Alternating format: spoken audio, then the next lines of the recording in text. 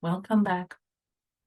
We're going to be focusing today on the final stages, concluding this whole journey that we've started from session 1 basically all the way to now. So stage 5, we're looking at laterality. Mostly because now that I have a body image that I could project in my space, and I can use my ocular control, and I can use my jaw control, and I can put all those pieces together, I can have my ideas, I can play. Now I can use my bilateral integration that's innate to me, and I can use that in my environment. I can understand my left and my right, basically. And for that means that I can basically also now really think about that piece we alluded to before, that the entire midline of the body is now at work. And oftentimes I see the therapists stop working before they get here. And one of the reasons is that we do not have good ways of testing it. And if you don't understand what to look for, where to look for, you're going to be missing this piece. Because at this stage, on most of the traditional measurements, the kid is out of the ballpark. They don't qualify. Okay, so it's you need to really figure out how to assess this to get to these levels. But it's crucial because now you're not only considering how the body is operating across the midline, but you're also considering how the lips, the jaw, the teeth is doing that, how the nose is doing that, how the eyes are doing that, how the ears are doing it, how the brain is doing it. And everything has to cross midline fluently. And I can look over this way while I am putting my hands over on this side, and I can easily work across different sensory systems, across different planes of movement. Very cool deal for us to consider. And then also the whole piece about integration comes to a different level of work. So instead of me looking at how the visual vestibular system is working together and how we're doing maybe what we call in SI literature, we talk about projected action sequences, right? How that is coming together, how we're using our coordination, how we are projecting across space, all of that wonderful work that we are doing, right?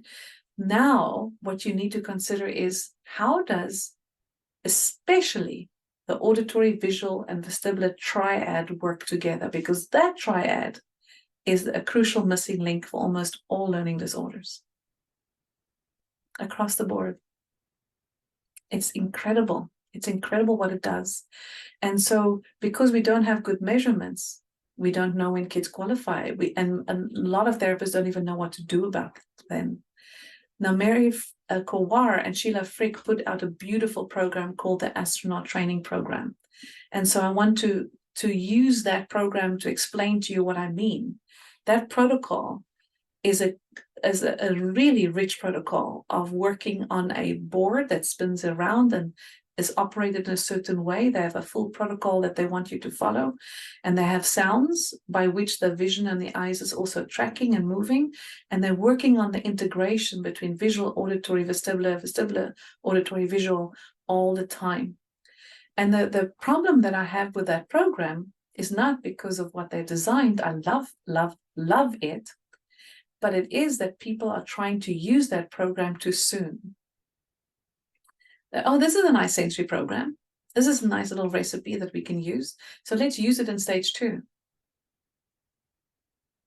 Doesn't work. You got to get here. You got to get all of the other pieces in place before you can ask the brain to fine-tune that integration to this level. And so this intricacy is also where reading decoding makes the most sense. Okay? Because I need to use my visual system to scan across the page, to use saccadic eye movement fixations, and at fixations within 5 to 20 milliseconds, my phonics has to kick in. So it's timing, auditory, it's visual, it's putting it all together, right? So when we think about things like reversals and letters and words, and even when we speak, it's at this level, at this juncture, that we have to consider that. So when we think about the emotional part of this stage, you're thinking about a whole world of symbolic thinking. This is a stage that kids love to skip when they've had dysregulation early in their lives. Why? Because emotions then always made them feel out of control, and they don't want to go there again. So they'd rather sort of bypass it and skip over and go to logical thinking, which they can only use cognitive skill for, because you need cognitive logical thinking as you also need emotional logical thinking. You need to put them together. So this piece, using metaphor while you're working, we do a therapy called sand play. And we've been doing it probably now for maybe over 12 years, maybe even longer. And I lose track of time. And it's been amazing, amazing to watch the children's journey in the sand. We have like shelves and shelves and shelves of different characters. And so we've collected them from all across the globe. Everywhere I travel, I collect little figurines. You become quite addicted. And then they play out these figurines in the sand. And the way they play it projects actually what they are experiencing inside of them. It's almost like you and I going to a movie tonight. And you may feel like a drama tonight, but maybe tomorrow night you might feel more like a comedy. Right? So what you feel like in the moment is what you play with. And so they project.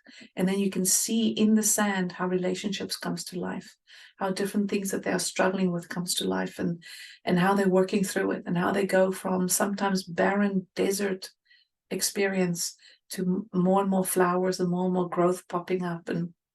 And they play nurturing themes where babies are everywhere, and then the babies go away and they have relationships.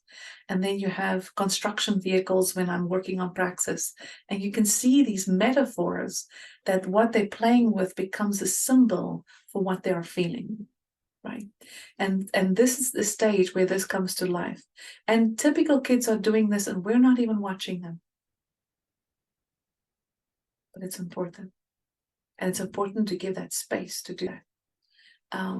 And so this is also the stage where the child is getting ready to separate from the parent's umbilical cord. So Margaret Mahler talks about 4 stages of separation, individuation, and others have followed up and talks a lot more about this area of development. So crucial, because in these 4 stages where the child is moving away from the parent to individuate, and then coming back to the parent for another period of separation anxiety, and then moving away again, this time further out, and then they bounce back again. So if you've ever wondered as a parent why your child seemed more independent before and suddenly they're all needy of you again, it may be quite natural. And without kids with developmental delay, they may take longer to get through these phases. So this stage is when they're doing that final 4th phase, where they're really needing to move away.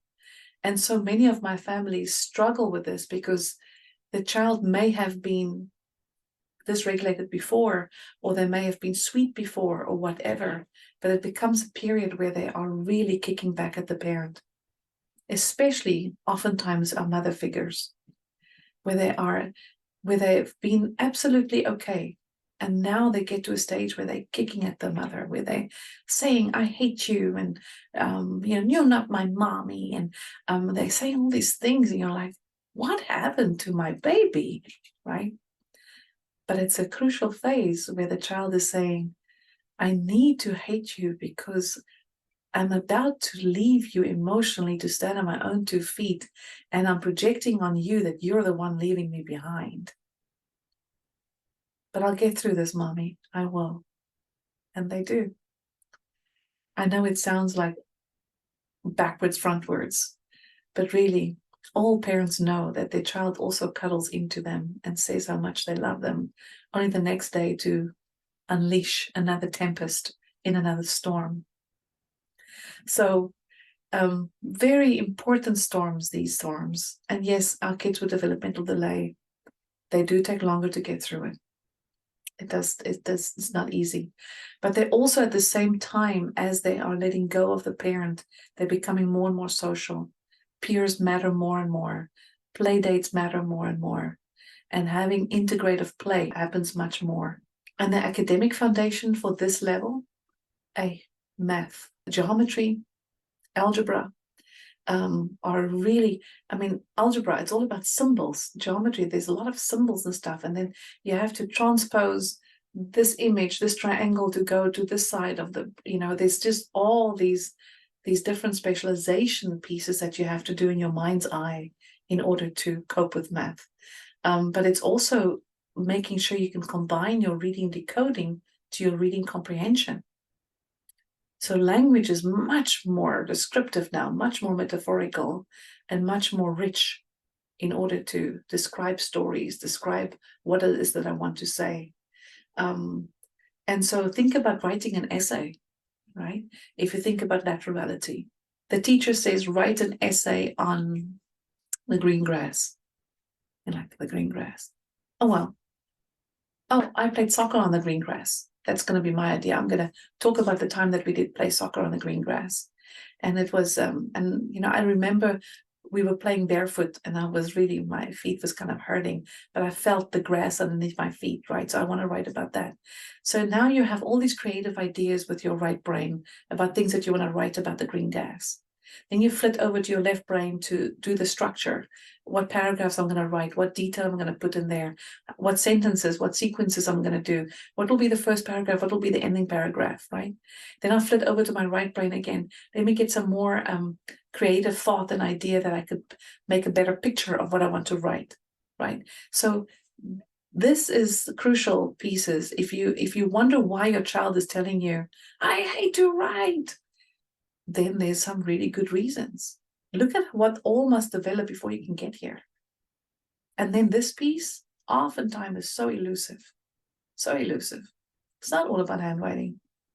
So many times I've shown a teacher, look the beautiful handwriting this kid is doing with me.